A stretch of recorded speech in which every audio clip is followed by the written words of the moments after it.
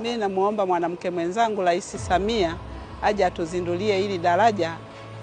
Tutashukuru sana kwa sisi wanawake wajasiriamali. Samia Suluhu Leo karibishe Mwanza ewe shishi. Hata hiyo tarehe 19 naiona ni mbali. Ingekuwa mimi ningeifupisha. Sasa tunamshukuru sana mama na tunaomba afike ili tuepukane na hii hadha changamoto za hapa. Ujio wake sisi tunaupokea.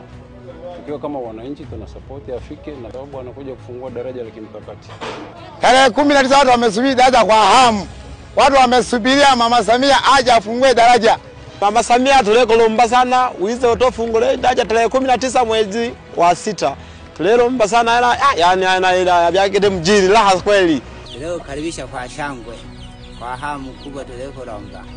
Usike hizo tofungule daraja lise. Karibu sana mzungu, Mheshimiwa Rais Asikongo.